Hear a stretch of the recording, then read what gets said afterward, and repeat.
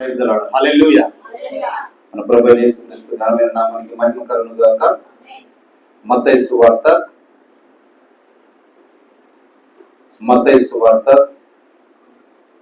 15వ అధ్యాయము 21 నుంచి 28 వచనాలను మనం చదువుకుందాం. దయచేసి తీసుకోండి. పరిశుద్ధ గ్రంథంలో నుండి పేజీ నెంబర్ చెప్పండి. పేజీ నెంబర్ చెప్పండి. వాళ్ళు తీసుకుంటారు. క్రొత్త నిబంధనలో లాస్ట్ ఉంటుంది. 21 పేజీ నెంబర్ 21 అంటారు.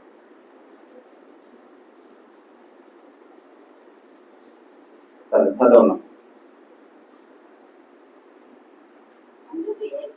21 నుంచి 15వ అధ్యాయము మత్తయి సువార్త 15వ అధ్యాయము 21 చదవండి. యేసు అక్కడ నుండి బయలుదేరి తూరు సీదోనుల ప్రాంతములకు వెళ్ళగా ఇదిగో ఆ ప్రాంతముల నుండి కనాను స్త్రీ ఒకటి వచ్చి, ప్రభువా, దావీదు కుమారుడా, నన్ను కరుణింపుము, నా కుమార్తె దయ్యము పట్టి బహు బాధపడుచున్నదని కేకలు వేసాను. చాలమ్మా, చిన్న ప్రార్థన చేసుకుందాం. సర్వశక్తిమంతుడా, దయాళుడా, కృపగల తండ్రి, నీకు వందనాలు. గొప్ప పరిశుద్ధాత్ముడుగా మా మధ్యలో నడిపించినందుకు స్తోత్రములు రాజా. ఈ సమయం ముందు చదవబడిన లేఖనము నీది, నీ పరిశుద్ధ గ్రంథంలో రాయబడి ఉన్నది తండ్రి. ఈ దినము ప్రభువా, ఈ వాక్యమును మీరు తీసుకొని మాతో మాట్లాడి నీ కృపకు పాత్రుడుగా ఉండలాగున సహాయము చేయమని యేసుక్రీస్తు ఘనమైన నామమున స్తుతించి అడిగి ప్రార్థన చేస్తున్నాము. ఆమేన్. ఏమని మనం చదువుకున్నాము? తూరు సీదోనుల ప్రాంతములకు యేసు ప్రభువు వెళ్ళినప్పుడు ఆ ప్రాంతంలో నుండి కనాను అనే జాతికి చెందినటువంటి ఒక స్త్రీ వచ్చి, ప్రభువా, దావీదు కుమారుడా, నన్ను కరుణింపుము, నా కుమార్తె దయ్యము పట్టి బహు బాధపడుచున్నదని కేకలు వేస్తా ఉన్నది. అందుకు ఆయన ఆమెను ఒక్క మాట అయినను చెప్పలేదు. ఏంటంట? ఆమె ఆయన ఇనికెడితే నడుచుకుంటూ వెళ్తా ఉన్నప్పుడు ప్రభు ఈమె ఆయన ఇనికెడుతూ వస్తూ, ప్రభువా, దావీదు కుమారుడు, నన్ను కరుణించు, నా కుమార్తె దయ్యం పట్టి ఉన్నది, దాంతో బహు బాధ పడుచున్నది, నువ్వు మాత్రమే నాకు సహాయము చేయగలవాడవు అని కేకలు వేస్తుంటే యేసు ప్రభు ఏమీ పట్టించుకోకుండా వెళ్ళిపోతా ఉన్నాడంట. ఒక మాట కూడా చెప్పలేదు. ఆమె కేకలు వేసుకుంటూ వస్తా ఉంటే శిష్యులు ఆ కేకలు విని ఆమె ఎరికేడితే చెప్పుకుంటూ వస్తా ఉంటే, నా కుమార్తెను కరుణించము ప్రభు అని ఆ శిష్యులు విని ప్రభు దగ్గరకు వచ్చి, అయా, ఈమెను పంపివేయమని యేసుక్రీస్తును వేడుకుంటా ఉన్నారు శిష్యులు. అప్పుడు ఆయన అంటున్నాడు, ప్రభు, ఇశ్రాయేలు ఇంటి వారై నశించిన గొర్రెల యొద్దకే గాని మరి ఎవరి వద్దకును నేను పంపబడలేదనెను. యేసుక్రీస్తు వారు దేనికోసం వచ్చారంట? ఇశ్రాయేలు వంశంలో ఆ నశించిపోయిన గొర్రెల యొద్దకు మొదటిగా రావాలి. హల్లెలూయా. ఈమెమో ఇశ్రాయేలు జాతికి చెందినటువంటి వ్యక్తి కాదు. ఆమె కనాను అంటే మనం చూసాం, దేవుడు వాగ్దానం చేసిన దేశంలో ఉన్నటువంటి కనానీయులు, ఆ జాతి నుండి వచ్చినటువంటి స్త్రీ. కాబట్టి ఆయన ఏమి మాట్లాడకుండా ముందుకు వెళ్తాడు. శిష్యులు అడిగితే శిష్యులకి సమాధానం చెప్పిండు. అందుక చూడండి, ఆ మాట చెప్పిన తర్వాత అయినను ఆమె వచ్చి ఆయనకు మ్రొక్కి, ప్రభువా నాకు సహాయం చేయమని అడిగాను. ఏమని అడుగుతా ఉన్నది? ఆయన దగ్గరికి వచ్చి మ్రొక్కి, ఆయన ఏమని చెప్తున్నాడు? నేను ఇశ్రాయేలు పిల్లల దగ్గరికి వచ్చిన, ఇంకా అన్ని జాతులైనటువంటి వారి కొరకు నేను ఇంకా రాలే. అయితే ప్రభు అంతకు ముందే చెప్పిండు, నాకు ఇశ్రాయేలు జాతి ఒక గొర్రెల మంద ఉన్నది, మరియు ఇంకొక మంద కూడా ఉన్నది, దానికి కూడా బోధ చేయాలి, తీసుకురావాలి. అయితే దానికంటూ ఒక సమయం అన్నది ఉన్నది. ఆ సమయం రాకమునిపే ఈ కనాను అనే అన్య స్త్రీ వచ్చి ప్రభు కొరకు, ఆ యొక్క కుమార్తె కొరకు ప్రభును వేడుకుంటూ మొరపెడుతా ఉన్నది. ఆమె వచ్చి ప్రభువా నాకు సహాయం చేయమని ఆయనకు మొక్కుతా ఉన్నది.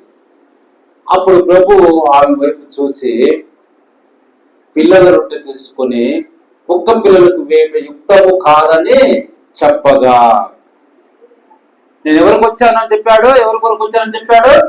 ఇశ్రాయేలు నశించిన ఇంటిలో గొర్రె పిల్లల కొరకు వచ్చాం. కాబట్టి ఆయన ఏం చెప్తానంటే, పిల్లల రొట్టె తీసుకొని కుక్క పిల్లలకు వేయట యుక్తము కాదని చెప్పగా, ముందు పిల్లలు తినాలి, ఆ తర్వాతనే ఇంకేదైనా జంతువులకు వాటికి మనం సహాయం అన్నది చెయ్యాలి. పిల్లలకు పెట్టకుండా ముందుగానే జంతువులు వాటిని వేయటం అంత భావ్యమైనది కాదు, ఉత్తమం కాదని ప్రభు చెప్తున్నాడు. ఎందుకంటే వాటిని ఏ విధంగా పోషించాలో దేవుడికి తెలుసు.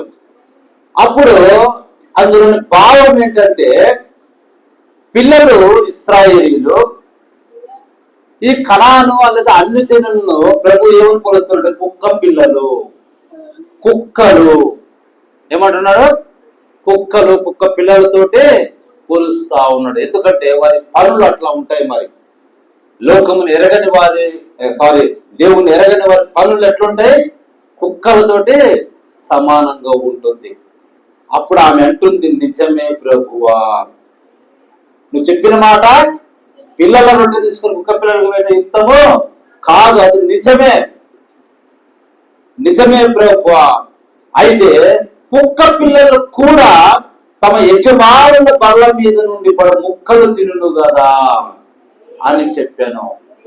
చూడండి, కుక్కలు మనతోటి సమానంగా కుర్చీలలో కూర్చొని బల్ల దగ్గర కూర్చొని తినవు. అవి ఎక్కడుంటాయి? బల్ల కింద ఉంటాయి. బల్ల మీద నుంచి ఏమైనా పిల్లలు తింటుంటే వాళ్ళ ముక్కలు కింద పడతా ఉంటాయి. వాటిని తినడానికి కుక్క పిల్లలు ఉండి తింటాయి కదా. అంటే ఆమె ఒప్పుకుంటున్నది, మేము కుక్కలమే, ఎందుకంటే మేము కనానీయులు, అన్ని జాతులం, మేము విగ్రహారాధన చేసే వాళ్ళము, లోక సంబంధమైన పనులు మేము చేసేవాళ్ళము. ఇశ్రాయేలు ప్రజలు దేవుని చేత ఎన్నుకోబడిన పిల్లలు, దేవుని జనాంగము. ఆమె ఒప్పుకున్నది, అవును ప్రభువా, నిజమే, కుక్క పిల్లలు కూడా తమ యజమానుల బల్ల మీద నుండి పడు ముక్కలు తినును కదా. అప్పుడు ప్రభు ఆమె వైపు చూసి, అమ్మ నీ విశ్వాసము గొప్పది. ఎందుకంటే ఆమె స్థితి ఏంటిదో గమనించినది.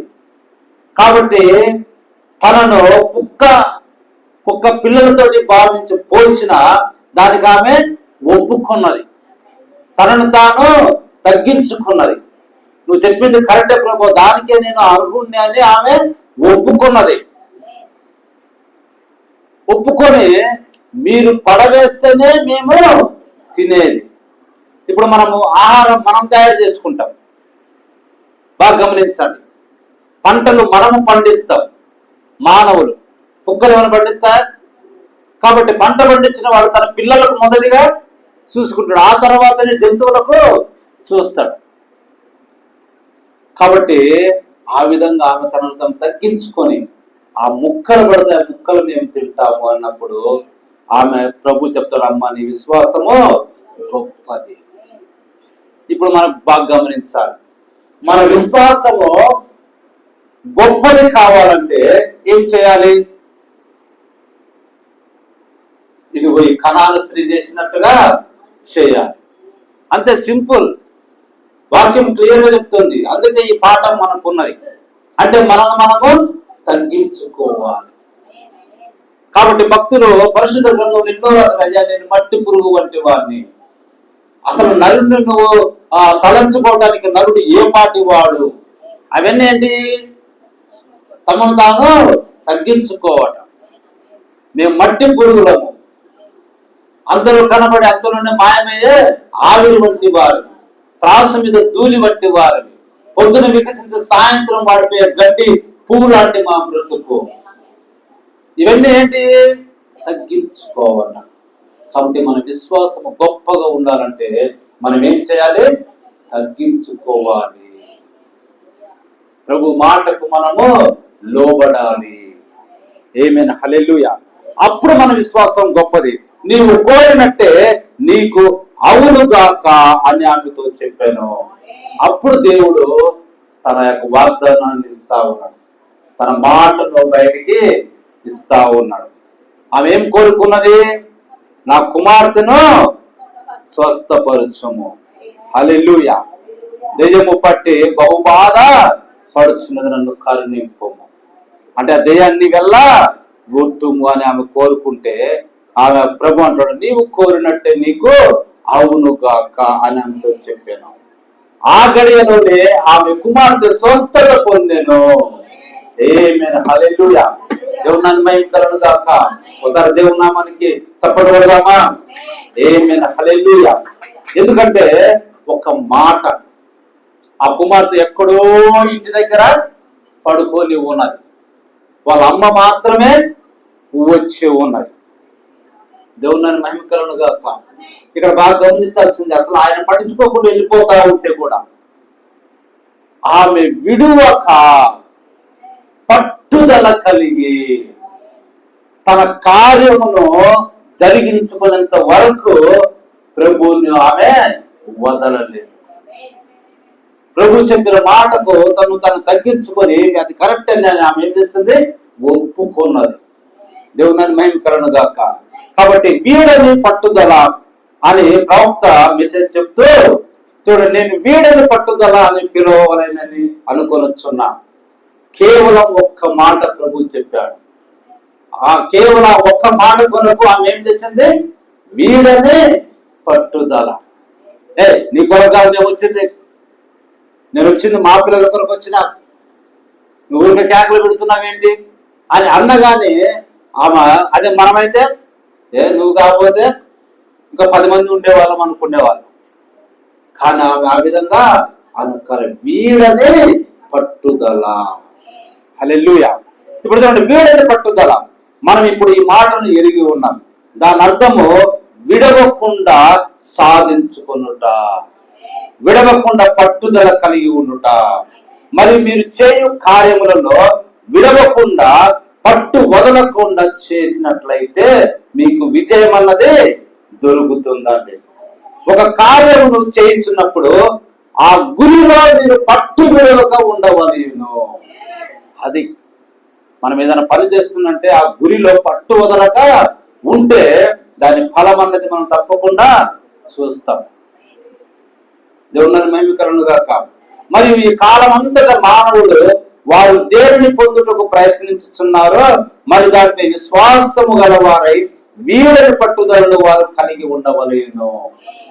అది మనం చేయాల్సింది. కనుక మీరు ఏదైనా సరైన కార్యము చేయనప్పుడు మీరు ఆ విధంగా పట్టుదలగా ఉండేదారు. ఏలైనగా మీరు ఎదుర్కొనబోవున్నది, మీరు ఒక శత్రువును ఎదుర్కొనబోచున్నారు. ఇదేనా మేము ఏమి ఎదుర్కోబోతా ఉన్నామో? శత్రువును. దేవుని మహిమ కలుగును గాక. కాబట్టి ఆ స్త్రీ, ఇంకొక స్త్రీ యేసు యొక్క వస్త్రము తాకిన వెంటనే ఆమె వ్యాధి ఏ విధంగా పోయినదో మరి ఆ విధంగానే ఇది కూడా ఉన్నదండి. అంతమంది పబ్లిక్ ఆయనను వెంబడిస్తా ఉంటే ఆ రక్తస్రావం గల స్త్రీ ఏ విధంగా నేను ఆయన వస్త్రపు చెంగును ముట్టాలి.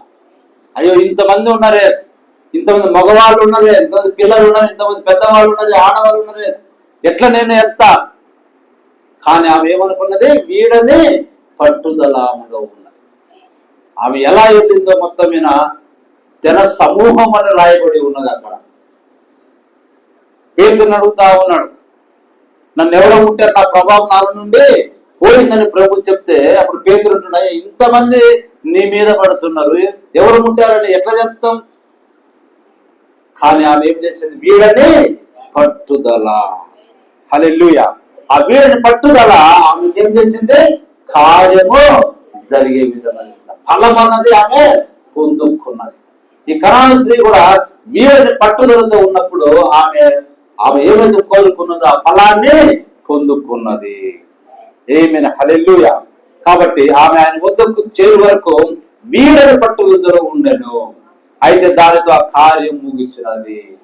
అంతటితో ఏమైందంట? ఆ కార్యము ముగిసిపోయింది. కాబట్టి మీరు కూడా ఆ విధంగానే ఉండవలేను. మీరు కూడా వీడని పట్టుదలతో ఉండవలేను. మరియు ఏదైనాను ఎవరైనాను కలిగి ఉన్నను దేనినైనా సాధించవలనన్నను వీడని పట్టుదలతో ఉండవలేను. అదండి, మనం ఏదైనా సాధించాలంటే వీడని పట్టుదల అనేది మనకు ఉండాలి. దేవుని నన్ను మహిమకలను గాక. ఇప్పుడు చూడండి, ప్రవక్త చెప్తాను, నోవాహు దేవుని యొద్ద నుండి వినిన తరువాత వీడని పట్టుదలతో ఉండేను. దేవుని యొద్ద నుండి ఆయన ఒక మాట విన్నాడు. ఆ తర్వాత తన జీవితం అంతా ఏం చేశాడు? వీడని పట్టుదలతో ఉన్నాడు.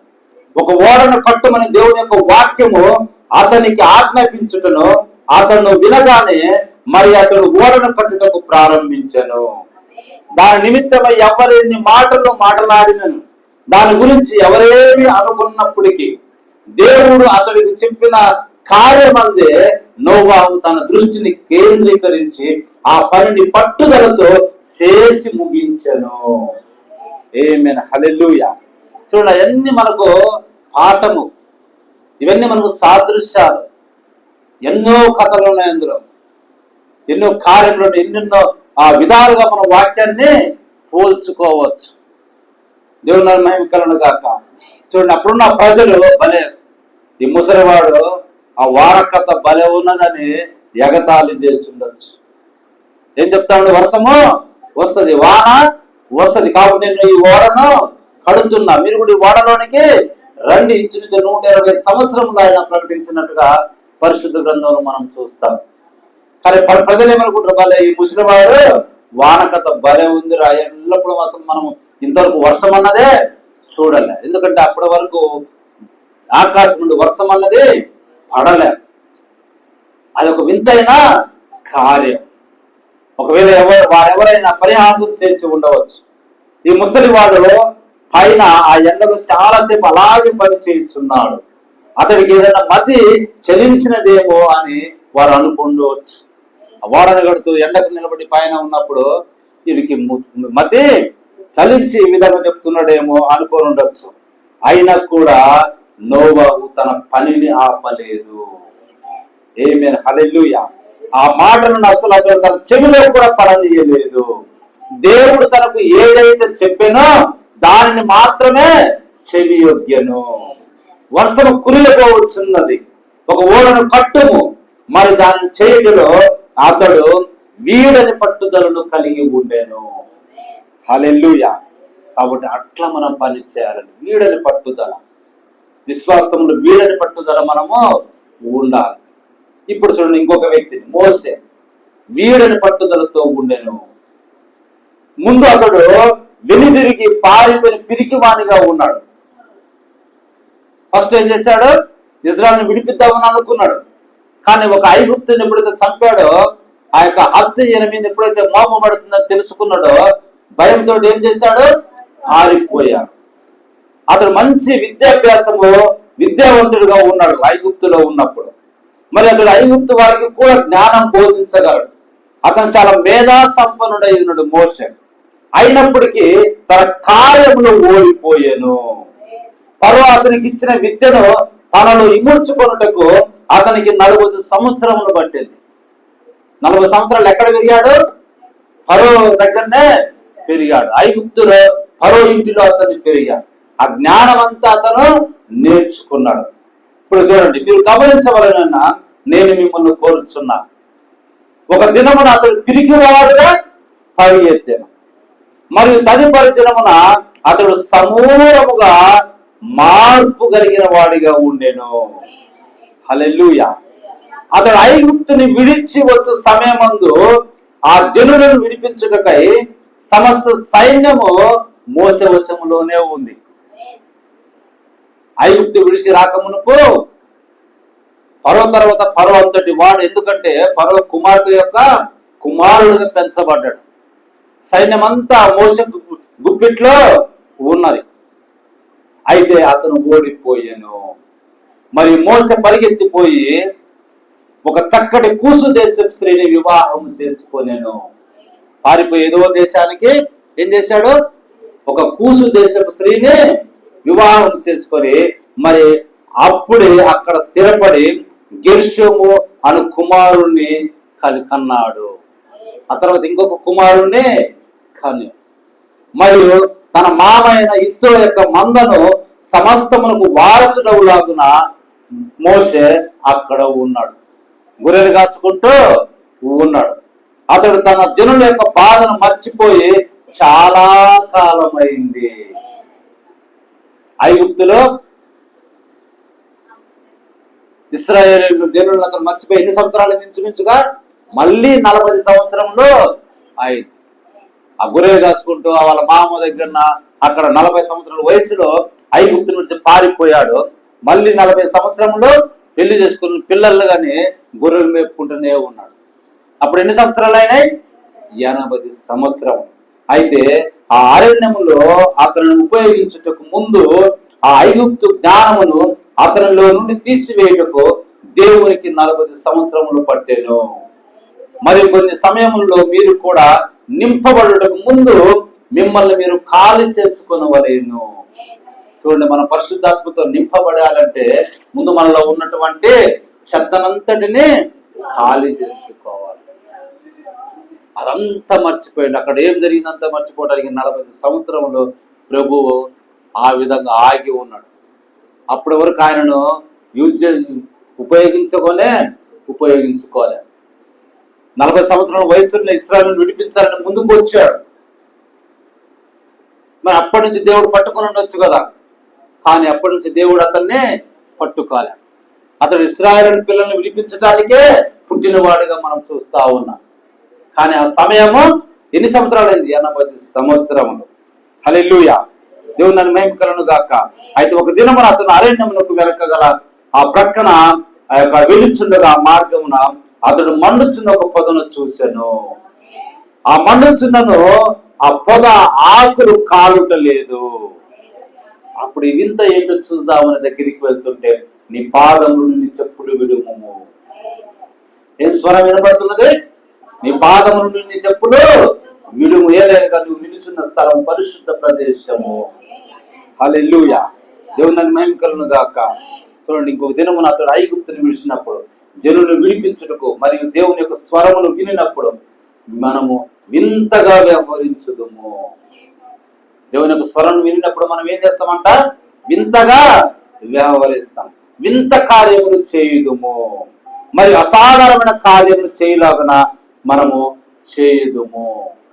ఆమేన్. హల్లెలూయా. దేవుని మహిమకలను గాక. చూడు, అక్కడ ప్రభుత్వుడు సంభాషణ అంతా జరిగిన తర్వాత అతను ఐగుప్తుకు ప్రయాణం అయ్యాను.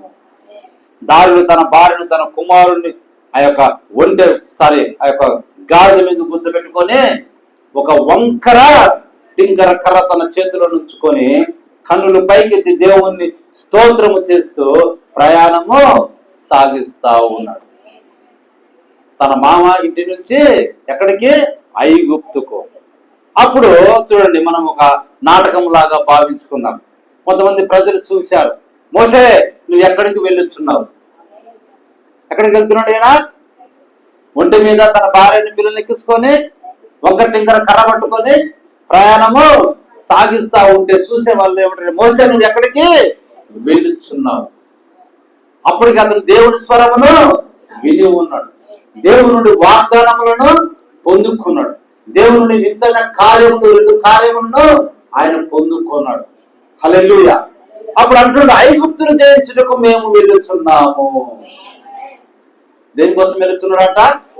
వంకర టింకర కర్ర పట్టుకొని ఐగుప్తును జయించుటకు వెళ్ళుచున్నావా? ఒకే ఒక వ్యక్తి దండయాత్ర ప్రారంభించను. ఇక్కడ వినాలి పిల్లలు, ఏంటంటే ఒకే ఒక వ్యక్తి దండయాత్ర ప్రారంభించారు. మీరు ఇక అతన్ని నిలుపలేరు. అతడు వీడని పట్టుదలతో ఉన్నాడు. మోసే ఏ విధంగా ఉన్నాడట? వీడని పట్టుదల. అంతకుముందు అతని దగ్గర కత్తి ఉంది, ఖడ్గం ఉంది. కానీ ఇప్పుడేమున్నది? వంకర టింకర కర్ర. ఎక్కడికి వెళ్తున్నా మోసే అన్నాడు? ఏమని చెప్తున్నాడు? ఐగుప్తును జయించుటకు. ఎందుచేత ఆ విధంగా చెప్తున్నాడు? అతడు దేవుని యొక్క స్వరమును విని ఉన్నాడు. వీడని పట్టుదలను కలిగి ఉండటకు అతడికి అది చాలినంతగా ఉన్నది. దేవుని స్వరం అన్నది చాలినంతగా ఉన్నది. మరి అతడు వృద్ధుడు, 80 సంవత్సరాల వయసు గలవాడు, దేశమును జయించబోతున్నాడు. మరి అతడు దానిని చేశాను. దేశాన్ని ఏం చేశాడు? జయించాడండి. ఎందుకంటే అతను దేవుని యొక్క స్వరమును విన్నాడు. హల్లెలూయా. అతడు తన చేతి కర్రతో ఏ విధంగా దానిని జయించగలడు? చేతి కర్రతో ఐగుప్తును ఏ విధంగా జయించగలడు? ఐగుప్తులో బాగుగా శిక్షణ పొందిన సైన్యం, ఇంచుమించుగా మనము అందాజుగా 10 లక్షల మంది అక్కడ నిల్చొని ఉన్నారు. 10 లక్షల పైగా.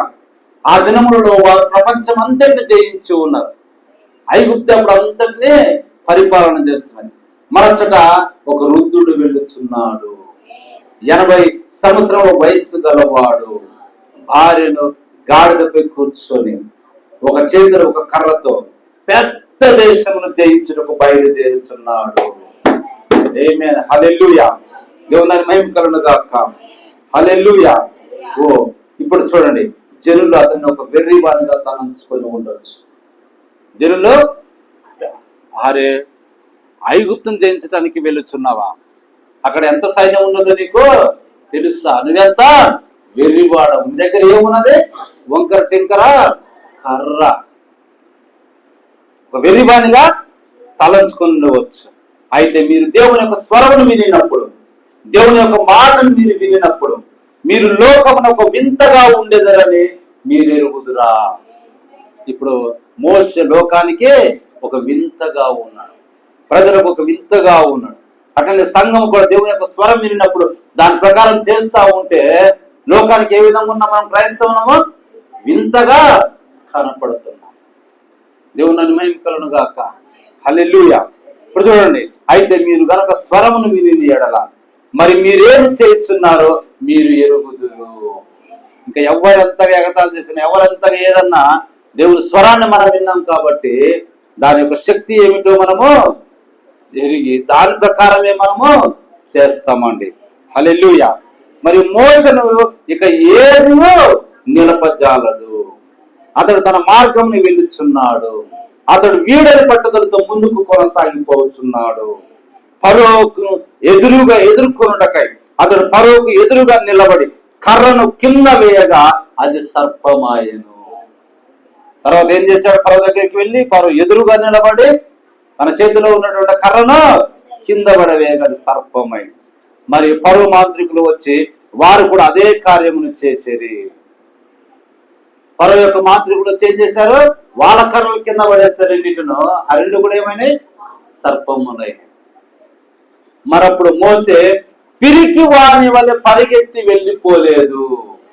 ఇది మనం గమనించాల్సి. ఎందుకంటే ఆయన ఏ విధంగా ఉన్నాడు? వీడని పట్టుదలతో. వాళ్ళన్ని మధ్య చూపించిండు. కర్రను కింద వేయమన్నాడు, కింద వేశాడు, పాము అయింది. పాము యొక్క తోకను పట్టుకోమన్నాడు, తోకను పట్టుకుని మళ్ళీ కర్రగా మారిపోయింది. మరి తీర ఈడికొచ్చి అదే అద్భుతాన్ని చేశాక, మాంత్రికులు వచ్చి అదే చేశాక చూసే వాళ్ళకి మనకు ఏమనిపిస్తుంది? అమ్మ మనము ఓడిపోయిన, వాళ్ళు కూడా అదే చేస్తున్నారు. అప్పుడు మనలో ఏమొస్తుంది? సహజంగా పిరికితనం అన్నది వస్తుంది. కానీ ఆ పిరికితనం వచ్చి మోసే పరిగెత్తిపోలేదండి. అతను నిలుచొని ఉండేను. దేవుడు అతను పంపి ఉన్నాడని అతను ఎరిగి ఉండేను. ఆమేన్. హల్లెలూయా. ఎంతమంది శారీరక సంబంధమైన అనుకరణలు అపవాది పురుగొల్పి లేపినను మోసే వాటిని ఏమాత్రము లెక్క చేయలేదు. అతడు తన యొక్క కర్తవ్యములో నిలిచాను. ఏలైనగా అతను దేవుని యొక్క స్వరమును వినను, అతడు అచ్చటనే ఉండెను, మరియు సర్పములు ప్రాకులాడుటను గమనిస్తా ఉన్నాడు. మరి కొద్దిసేపు అయిన పిమ్మట మోసే యొక్క సర్పం వచ్చి తక్కిన వాటిని మృంగివేసెను. ఆమేన్, హల్లెలూయా. వాళ్ళు కూడా సర్పములు జయంగానే పిరికి వాళ్ళగా ఇంకా పారిపోలేదండి, అక్కడ నిలిచి ఉన్నాడు, దేవుని స్వరాన్ని నమ్మి ఉన్నాడు, ఏం జరుగుతుంది చూడాలనే ధైర్యంగా ఉన్నాడు. మరి కొంతసేపటికి ఏమైందంట, వాళ్ళ యొక్క పాములను సర్పములను మృంగివేసింది. ఇప్పుడు ఆ సర్పము తినిన ఆ కర్రలకు ఏమైనది? కర్రే కదా, కర్రలు ఏమైనాయి? హల్లెలూయా. అవి ఎచ్చటికి పోయినాయి. దాని గురించి మనం ఆలోచన చేయాలి. దేవుని వింతైన కార్యములు, దేవుని మహిమ కలుగును గాక. మరియు సంఘము కూడా నిజంగా సంఘం అభిషేకించబడిన ఎడల, నిజమైన విశ్వాసంతో అభిషేకించబడిన ఎడల మనము కూడా ఆ విధంగానే ఉంటాం. ఈ లోక కార్యములన్నిటిని కూడా మనం ఏం చేస్తాం? మృంగి వేసి వాటిని కనపడకుండా చేస్తాం. హల్లెలూయా. దేవుని మహిమ కలుగును గాక. ఇప్పుడు చూడండి, ప్రవక్త ఇంకొక వ్యక్తిని తీసుకుంటాడు, సంసోను. ఆ సింహం గర్జించినప్పుడు సంసోను కదిలింపబడినాడని నేను ఊహించుచున్నాను. ఆత్మతోటి కదిలించబడ్డాడంట. అయితే దేవుని ఆత్మ అతని పైన దిగెను, అతను వీడని పట్టుదల గలవానిగా ఉండెను. ఆమేన్, హల్లెలూయా. నేను నిన్ను సంధించుటకు సిద్ధముగా ఉన్నాను. ఆ సింహమును పట్టుకొని దానిని లాగి మరియు దానిని ఒక ప్రక్కకు త్రోసి మరి దానిపై నడిచినట్టుగా రెండిటికో చీల్చి వేశాడంట. హల్లెలూయా. దేవుని మహిమ కలుగును గాక.